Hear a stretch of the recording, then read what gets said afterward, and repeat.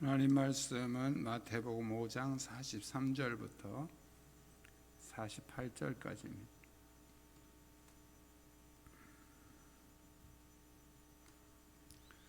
마태복음 5장 43절부터 48절까지 한 절씩 교독하겠습니다.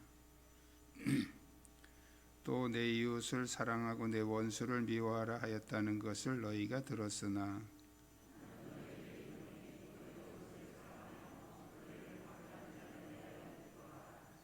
이같이 한즉 하늘에 계신 너희 아버지 아들이 되리니 이는 하나님이 그 해를 악인과 선인에게 비추시며 비를 의로운 자와 불의한 자에게 내려주심이라.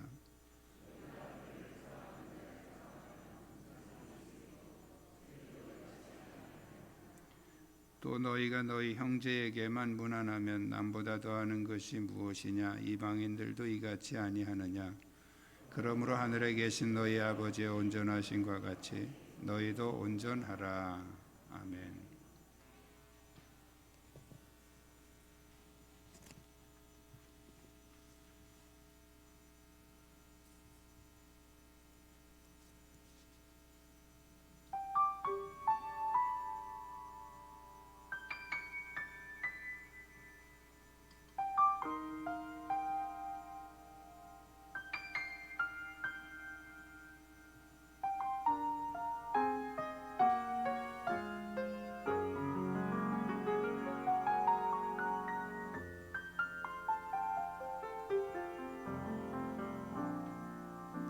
모든 상황 속에서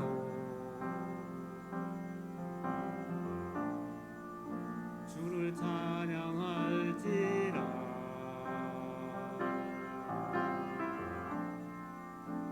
주는 너의 큰 상급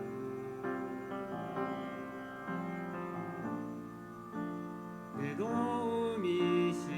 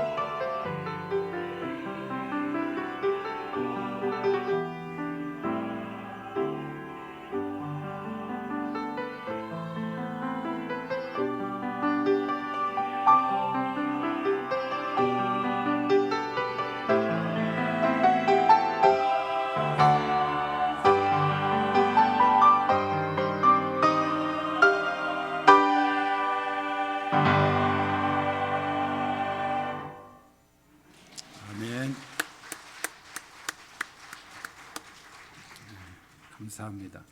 주위에 있는 분들과 서로 인사 나누시기 바랍니다.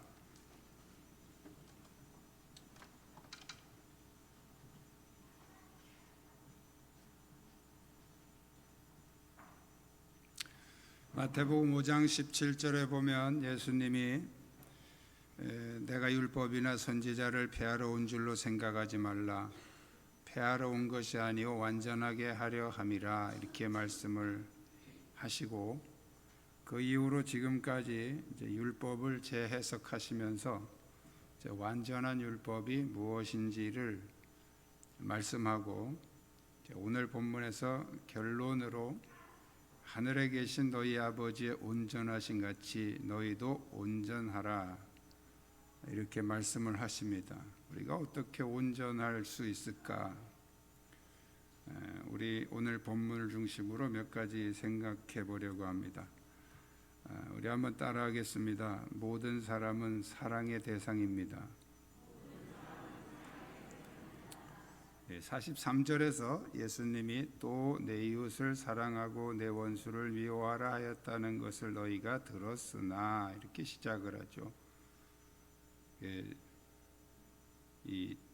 계속해서 이제 예수님이 그 온전한 율법에 대한 말씀을 하실 때 이전의 율법, 모세 시대에 주었던 율법을 하나씩 끄집어내면서 이렇게 그것을 이렇게 다시 고쳐주시는데 그럴 때마다 이제 또로 시작합니다. 또 38절에도 또 눈은 눈으로 이는 이로 갚으라 했다는 것을 너희가 들었으나 이렇게 그 다음에 43절에 또 내 이웃을 사랑하고 내 원수를 미워하라 했다는 것을 너희가 들었으나 이렇게 이제 말씀을 시작하시죠.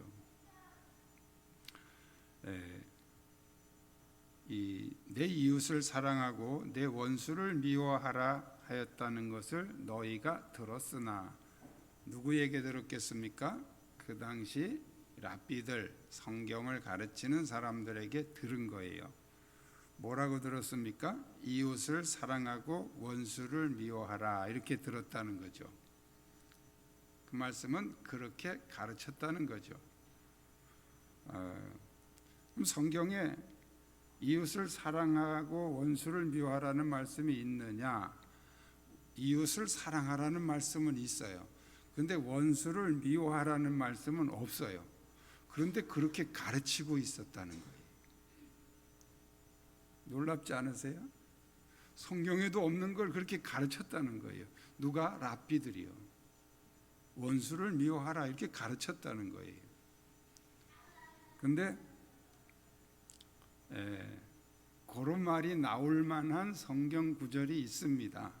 레위기 19장 17절 18절에 이렇게 나와 있어요. 17절에 너는 내 형제를 마음으로 미워하지 말며 이제 이렇게 시작하고요. 18절에 원수를 갚지 말며 동포를 원망하지 말며 내 이웃 사랑하기를 내 자신과 같이 사랑하라 나는 여호와이니라. 그러니까 17절에서는 내 형제를 마음으로 미워하지 말며 이렇게 나오고요. 18절에서 원수를 갚지 말며 이렇게 나옵니다. 17절에는 아주 구체적으로 형제를 마음으로 미워하지 말며 이렇게 나왔어요. 그런데 18절에서는 원수를 갚지 말며 이렇게 나와 있어요. 원수 갚지 않는 거, 이것은 미움하고는 또 약간 다른 문제죠. 원래 율법에서는 이는 이로 눈은 눈으로 바로 앞에 나오지 않습니까? 38절 지난주 그 본문이었죠. 눈은 눈으로 이는 이로 갚으라 하였다는 것을 너희가 들었으나 이제 율법에서는 그렇게 눈은 눈으로 이는 이로 이게 이제 복수 또 다른 말로 하면 원수 갚는 거죠. 그런데 하나님이 원수를 갚지 말라 이렇게 말씀을 하셨습니다. 이스라엘 백성들은 이제 이웃 그러면 같은 이스라엘 동족을 말합니다. 또 형제 그러면 이제 같은 동족 이스라엘 사람들을 형제 또는 이웃으로 이렇게 이제 이해하고 있었죠. 원수는 누구냐? 원수는 이방인들, 특히 그 당시 이스라엘을 지배하고 있는 로마 사람들, 이 로마인들을 원수라고 생각을 했죠.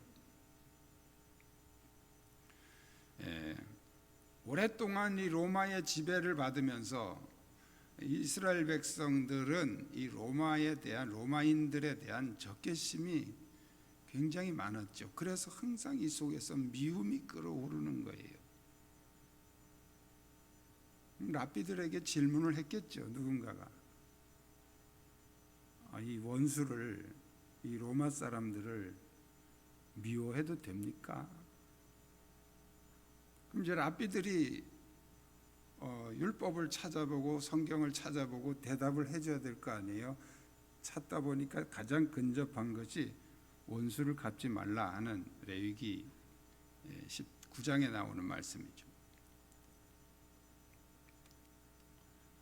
그럼 지금 미움이, 이 적개심으로 인해서 미움이 가득 찬 사람들에게 미워하지 말라 그러면 굉장히 힘든 문제죠. 그래서 원수 갚지 말라고 그랬지 미워하지 말라고는 안 했다. 원래 이 법 해석하는 사람들이 좀 많이 이렇게 많이 돌리지 않습니까?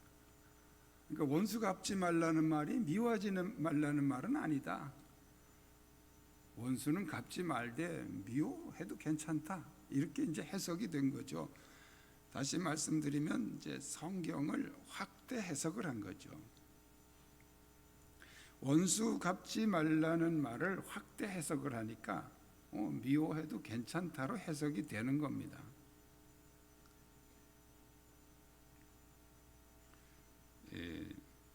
또 바로 앞에서 이제 형제를 마음으로 미워하지 말며 이렇게 해놓고서 그 다음 절에서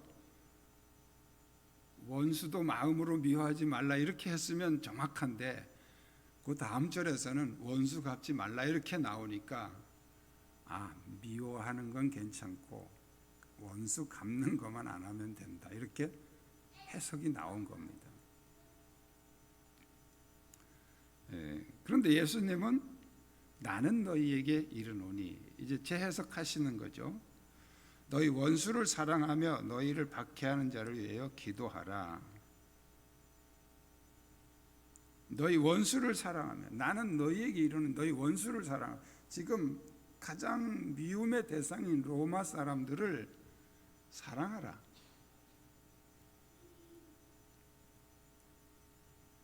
유대인들에게는 굉장히 거부감이 일어나는 말씀이죠. 왜 예수님이 이렇게 말씀하셨을까요? 사랑의 대상에서는 그 누구도 제외될 수 없다는 거예요. 모든 사람을 사랑해야 된다는 거예요. 예수님은 그렇게 해야 되는 이유를 오늘 성경에서 두 가지로 말씀하고 있습니다. 하나는 이같이 한즉 하늘에 계신 너희 아버지의 아들이 되리니 원수를 사랑하면 하나님의 아들이 된다. 그런 말씀이죠. 또 한 가지는 이는 하나님이 그 해를 악인과 선인에게 비추시며 비를 의로운 자와 불의한 자에게 내려주심이라. 하나님이 햇빛을 주시는데 로마 사람들한테도 비춰주시고 이스라엘 사람들한테도 비춰주지 않느냐. 또 비를 내리실 때도 로마 사람에게도 비를 내리시고 이스라엘 사람에게도 비를 내리시지 않느냐. 하나님은 이렇게 모든 사람을 공평하게 하시는 분인데 너희가 하나님의 아들이 되었다면 또 되려고 한다면 모든 사람을 사랑해야 되지 않느냐. 그 중에 가장 사랑이 힘든 대상 원수를 사랑해야 되지 않겠느냐. 그런 말씀이죠.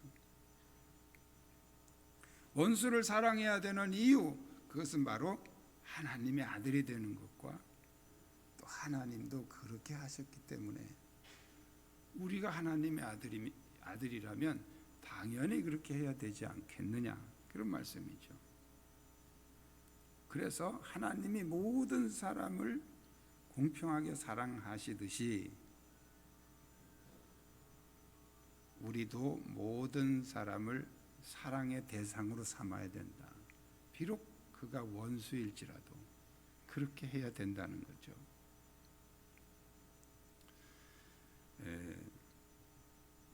두 번째는 따라하겠습니다. 세상 사람들처럼 살지 맙시다.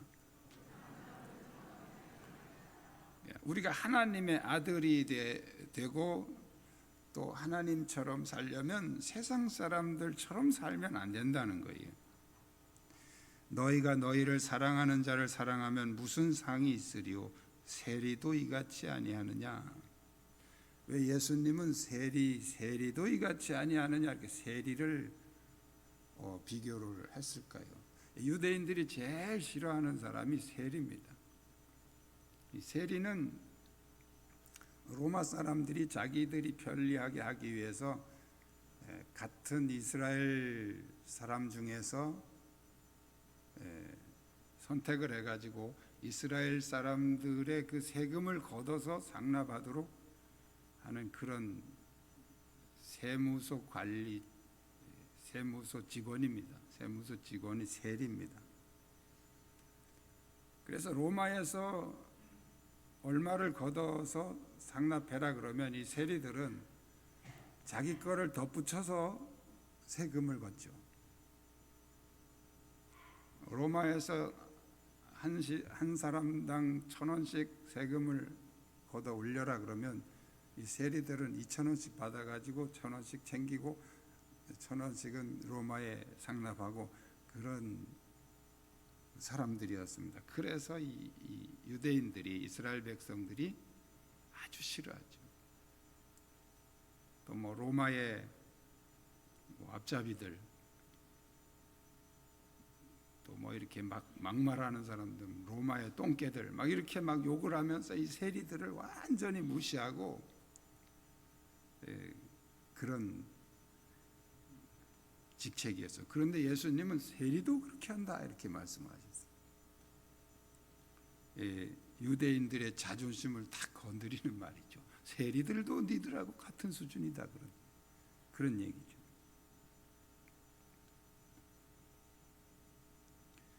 유대인들이 가장 악한 집단으로 취급하는 그 세리를 대비시켜서 예수님은 세리들도 그 정도 수준을 한다 이렇게 말씀을 하십니다. 또 한 말씀 더 하시죠. 또 너희가 형제에게만 무난하면 남보다 더하는 것이 무엇이냐? 이방인들도 이같이 아니하느냐? 형제에게만 무난하면 자기 동족끼리만, 오늘 우리로 말하면 자기 교인들끼리만 서로 무난하고 그렇게 살면 이방인들도 그렇게 하지 않느냐? 이방인 로마 사람들, 너희들이 제일 싫어하는 그 로마 사람들도 그건 다 한다. 그 정도 수준밖에 안 된다는 거죠.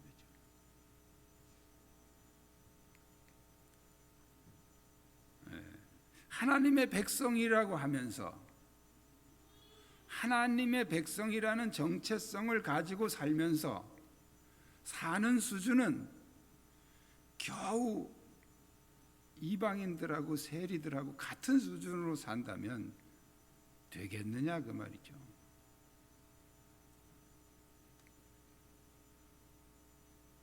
우리가 하나님의 백성으로 또 하나님의 자녀로 구원받은 하나님의 자녀인 줄로 믿습니까? 여러분이 하나님의 자녀라는 사실이 믿어지십니까? 그러면 수준을 높여야 된다는 거예요. 그러면 수준을 높여야. 세상 사람들하고 똑같이 살면 안 된다는 거예요. 어떤 면에서는 세상 사람들이 예수 믿는 사람들보다도 더 수준 높을 때도 있어요. 다 다 그런 건 아니지만 가끔씩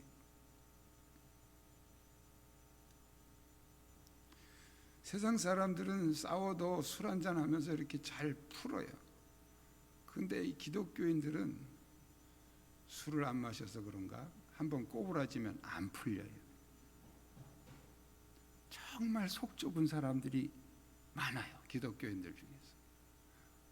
밴댕이 속이라고 하죠. 밴댕이 속. 딱 한번 꼬부라지면 이게 안 풀려요.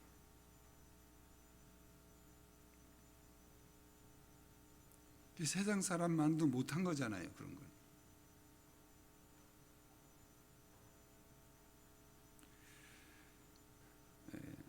세상 사람들과 세리와 이방인들을 그렇게 미워하면서 자기들은 하나님의 택한 선민이라는 그런 자부심을 가지고 사는 이 유대인들의 모습을 예수님이 보실 때 사실은 이방인과 세리만큼도 못한 거죠. 여러분이 세상 사람들하고 똑같이 살면 세상 사람들은 자기들하고 똑같다고 생각 안 합니다. 우리만도 못하다고 생각을 하죠. 왜 그럴까요? 예수 믿는다는 그 이유로 사람들은 기대치를 가지고 있어요. 적어도 예수 믿는 사람들은 우리보다는 낫겠지라는 기대치를 가지고 있는데 똑같으니까 우리만 못하다 이렇게 되는 거죠.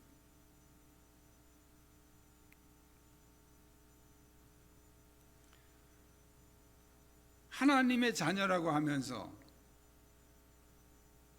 구원받은 사람이라고 하면서 겨우 세상 사람들하고 같은 수준으로 살면 그건 세상 사람만도 못한 겁니다.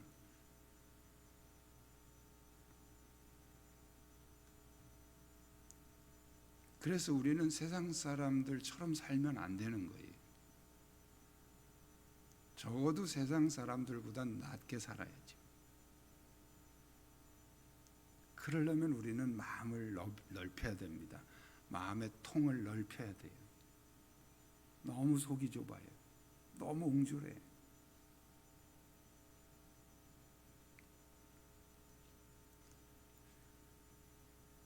여러분의 마음의 통을 넓히십시오. 웬만한 건 좀 받아주고 넘어가야 되는데 꼭 이렇게 따지고 막 지적하고 그냥 불편해하고 그런 사람들이 너무 많아요. 교회 안에. 웬만하면 그냥 넘어가요. 사람이 뭐 실수도 있고 그런 거지. 누구 실수 안 하는 사람 누가 있습니까? 또 이렇게 나이를 조금 먹으면서 느끼는 것이 권사님들한테 죄송한데요.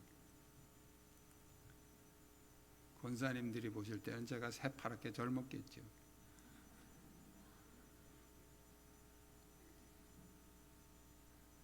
누가 나이가 많고 누가 나이가 적은 겁니까? 몇 살부터가 나이가 많은 겁니까? 나보다 많은 건 다 많은 거예요. 나보다 적으면 다 젊은 거고. 근데 점점 이 깜빡깜빡을 잘해요. 얘기해야지 해놓고서 적어놓고도 적어놓은 걸 깜빡하고 안 봐가지고 얘기를 못하고. 이게 점점 더 횟수가 많아져요. 근데 사람들은 이제 기대를 한단 말이에요. 그래도 목사는 그러면 안 되지 이렇게 기대를 해요. 기대치를 가지고 있어요. 근데 우리가 조금 마음을 좀 넓히셔서 나이를 먹으니까 다 그렇구나. 또 사람은 다 그렇구나. 이렇게 조금 용납하시고 받아주셔야 됩니다. 그러면 훨씬 더 이렇게 세상이 편해져요. 근데 자기 기준을 가지고서 자꾸 절대화시켜 가지고 그 판단, 그 잣대로 이렇게 자꾸 사람들을 보니까 세상 사람들만도 못한 그런 모습이 나오게 되는 것입니다.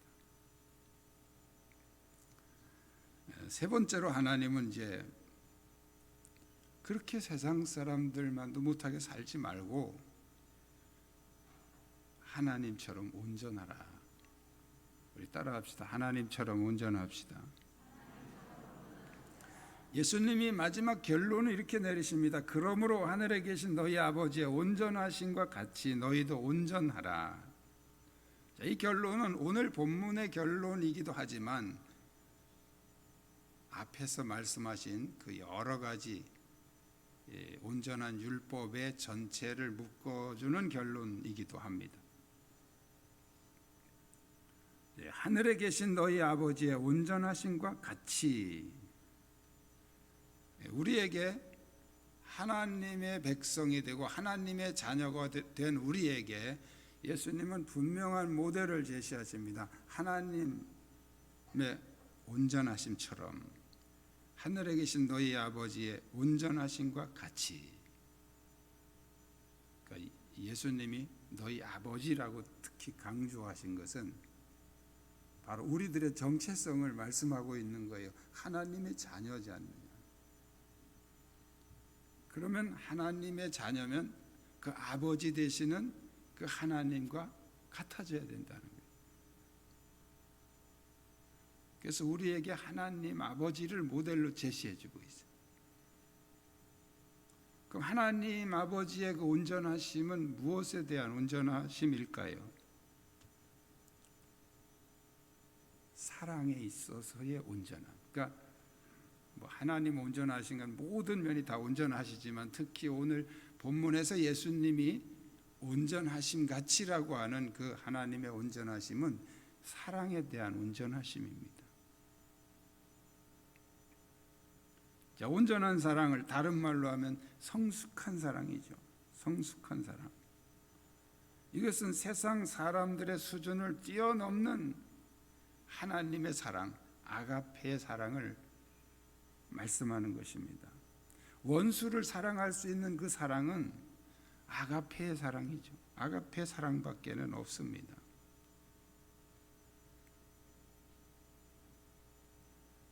우리는 하나님의 자녀라는 정체성을 가지고 사는 사람들입니다. 그렇다면 우리의 모든 관심과 삶의 초점이 하나님께 맞춰져야 된다는 거예요. 그 아버지에게 맞춰져야 된다는 거예요.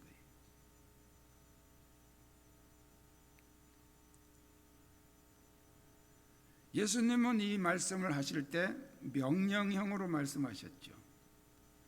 그러므로 하늘에 계신 너희 아버지의 온전하심과 같이 너희도 온전하라. 하라. 명령형이에요. 우리가 생각해보고 선택할 수 있는 그런 문제가 아니라는 거예요. 무조건 따라가야 된다는 거예요. 명령형. 순종해야 될 문제라는 거죠.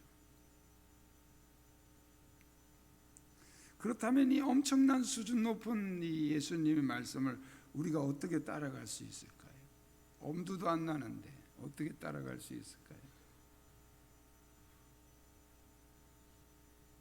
그러나 예수님이 우리에게 말씀을 하실 때 도저히 불가능한 것을 계속해서 너 이렇게 해라 이렇게 해라 이렇게 해라 말씀하시지는 않았을 거 아니에요. 가능하니까 말씀을 하신 거죠. 어떻게 가능해질까요? 예수님을 닮으면 가능해집니다. 예수님의 수준을 따라 살면 가능해진다는 거예요. 예수님을 닮아서 하나님의 온전하신 같이 온전하시기를 축복합니다. 하나님 우리의 아버지니까 그 아버지를 따라가는데 하나님 아버지는 우리에게 보이시지 않잖아요. 그래서 보이는 하나님 예수님을 이 땅에 보내주신 것입니다. 그래서 그 보이는 하나님이신 예수님을 따라가면 우리는 하나님 아버지같이 온전한 사랑으로 원수까지도 사랑할 수 있는 그런 사랑의 폭이 넓어질 수 있다는 것이죠. 물론 쉽지는 않겠죠. 이 세상에 쉬운 것이 어디 있습니까? 그러나 불가능한 것은 아니죠. 여러분 모두가 예수님의 모습을 닮아서 하나님 아버지의 온전하신 같이 온전한 믿음으로 승리하시기를 축복합니다. 기도하겠습니다.